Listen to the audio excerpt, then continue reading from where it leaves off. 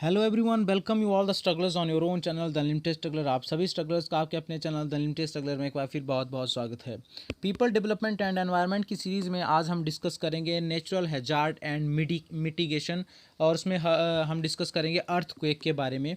Natural hazard क्या होते हैं और उसके कौन कौन से कैटेगरीज़ हैं, किस किस तरह के होते हैं, कौन कौन से टाइप हैं, और उनमें से भी आज हम डिस्कस करेंगे सिर्फ और सिर्फ अर्थक्वेक को।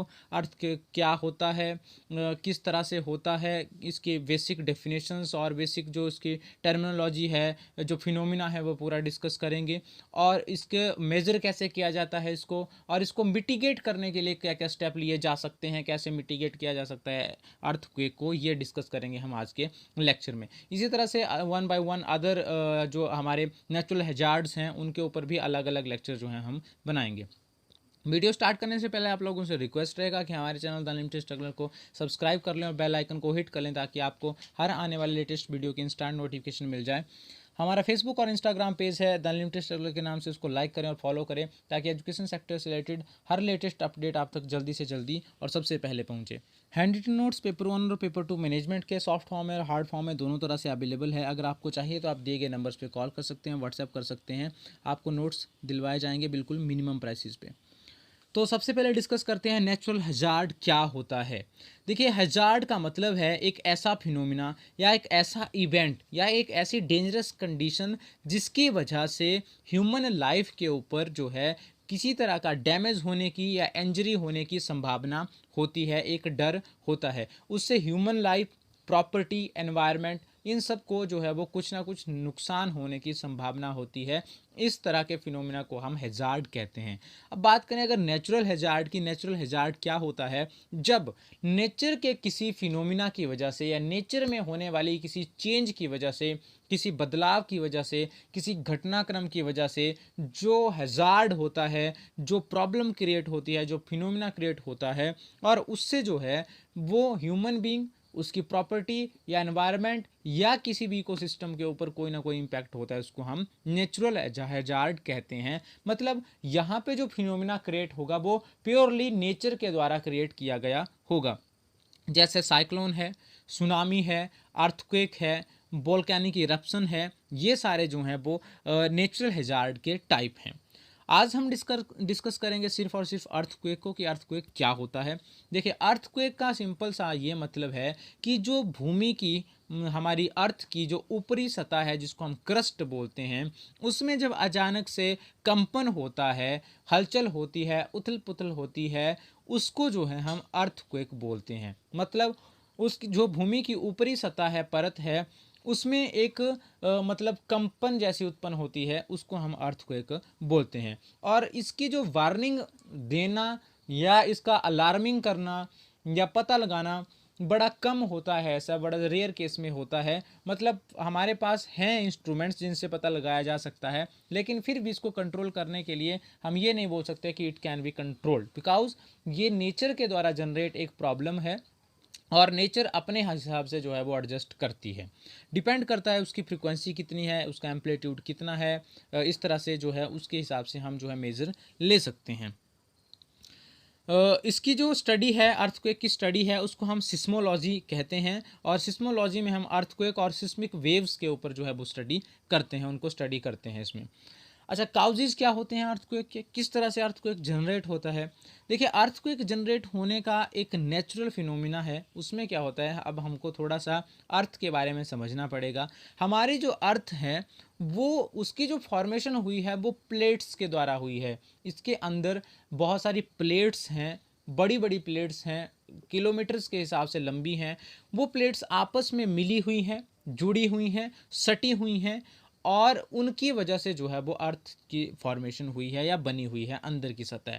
तो अब क्या होता है, जब इन प्लेट्स को, अच्छा, इन प्लेट्स को हम टेक्टोनिक प्लेट्स कहते हैं, और इस फिनोमिना को हम थ्योरी ऑफ टेक्टोनिक प्लेट्स कहते हैं।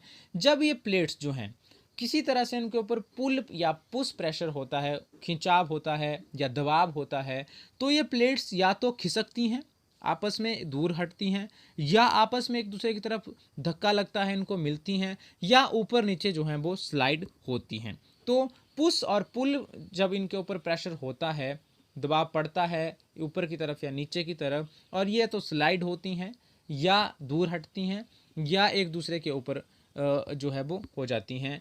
इस तरह से क्या होता है, एक हलचल पैदा होती है, कंपन पैदा होती है, और उस कंपन से ही जो है वो अर्थक्वेक उत्पन्न होता है, या उससे ही जो है वो हम कहते हैं भूकंप आता है। भूकंप का मतलब है भूमि का कांपना।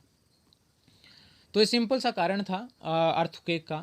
अब क्या होता है, अर्थक्वेक जब होता है तो वेव्स उत्पन्न होती हैं, तरंगें उत्पन्न होती हैं। वो तरंगें क्या होती हैं, उनको हम सिस्मिक वेव्स जो हैं वो कहते हैं। अब ये सिस्मिक वेव्स क्या होती हैं, these are waves of energy that travels through the earth's layer. अब ये एनर्जी वेव्स होती हैं, मतलब जो तरंगे उत्पन्न होती हैं उनमें एक बहुत बड़ा पावर होता है, एनर्जी होता है, शक्ति होती है। वो पावर जो है, वो एनर्जी जो है वो ट्रैवल करता है, मतलब वो जगह निकालता है निकलने के लिए वो एनर्जी, और उसी को हम सिस्मिक वेव्स जो हैं वो बोलते हैं। अब ये सिस्मिक वेव जो होती हैं वो दो तरह की होती हैं, एक तो बॉडी वेव और दूसरा सरफेस वेव। देखिए यहाँ पे जो पिक्चर बना हुआ है, इसमें बॉडी वेव्स जो मतलब अर्थ के बिल्कुल अंदर होती हैं, और दूसरा सरफेस वेव जो ऊपरी सतह के ऊपर तरंगे उत्पन्न होती हैं या ऊपरी सतह के ऊपर तरंगे आती हैं। सबसे पहले डिस्कस करेंगे बॉडी वेव्स क्या होता है। बॉडी वेव्स जैसा पिक्चर मैंने आपको बताया कि वो तरंगें जो धरती के अंदर होती हैं, बहुत गहरी और नीचे होती हैं, उनको हम बॉडी वेव्स बोलते हैं। अब ये दो तरह की होती हैं, एक तो प्राइमरी वेव्स और दूसरा सेकेंडरी वेव्स। प्राइमरी वेव्स को हम कंप्रेशनल वेव्स भी बोलते हैं और सेकेंडरी वेव्स को हम ट्रांसवर्स वेव्स बोलते हैं। इनको पी वेव और एस वेव बोला जाता है, और ये बहुत इंपॉर्टेंट चीज़ है पी वेव और एस वेव को समझना।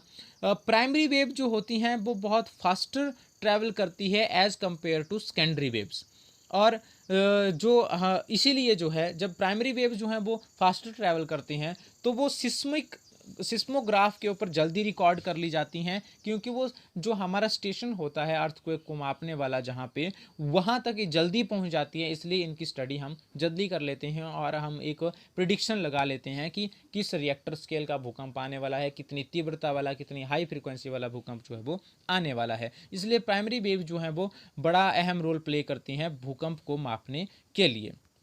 दूसरा आता है सरफेस वेव।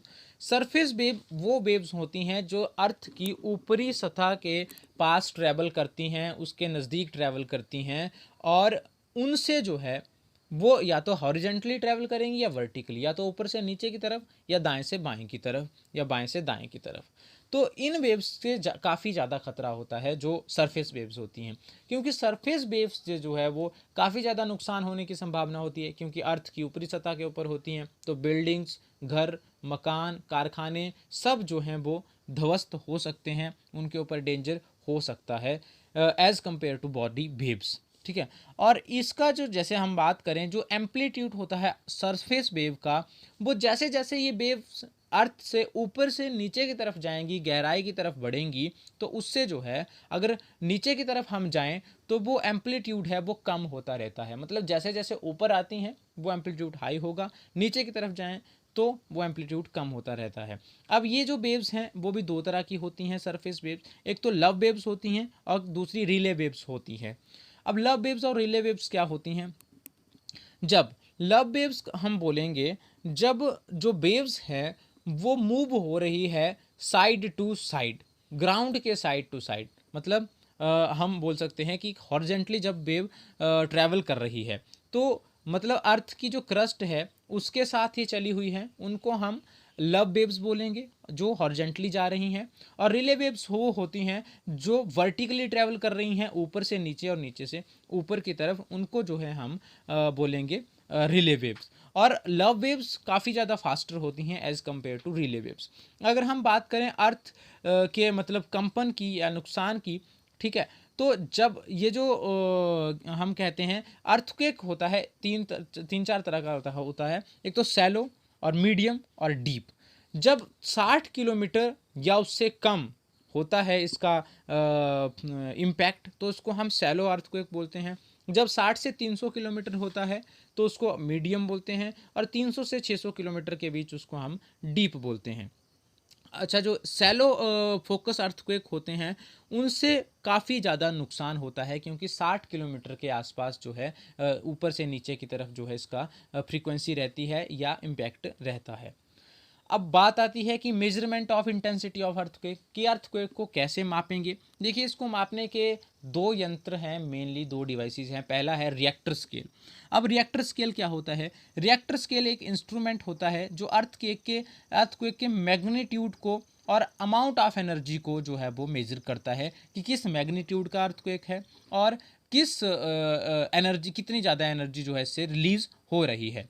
और इसके लिए हम जो है वो सिस्मोग्राफ का यूज़ करते हैं। रिएक्टर स्केल में इसको मापा जाता है, माफ़ कीजिएगा। रिएक्टर स्केल एक मेजरमेंट का जो है तरीका है, और जो डिवाइस यूज होता है उसको हम सिस्मोग्राफ बोलते हैं। अच्छा, अब कैसे इसका जो वाइब्रेशंस होती हैं अर्थ में, उनको ये रिकॉर्ड करता है। अब इससे कैसे पता लगता है? अगर मान लीजिए 7.5 मैग्नीट्यूड का या रिएक्टर स्केल का अर्थक्वेक आता है, तो उसकी जो एनर्जी होगी वो 6.5 के मैग्नीट्यूड से 30 गुना ज़्यादा होगी, और वो 10 गुना ज़्यादा हैवी लेवल से अर्थ जो है वो कंप कर आएगी जब वो 7.5 रिएक्टर स्केल का अर्थक्वेक आएगा। माने कि जब एक डिग्री बोलें या एक रिएक्टर स्केल जब चेंज होगा अर्थक्वेक में, तो एनर्जी का प्रोडक्शन होगा 30 गुना ज़्यादा, और जो कंपन होगा वो होगा 10 गुना ज़्यादा। एनर्जी 30 गुना ज़्यादा निकलेगी और कंपन 10 गुना ज़्यादा होगा।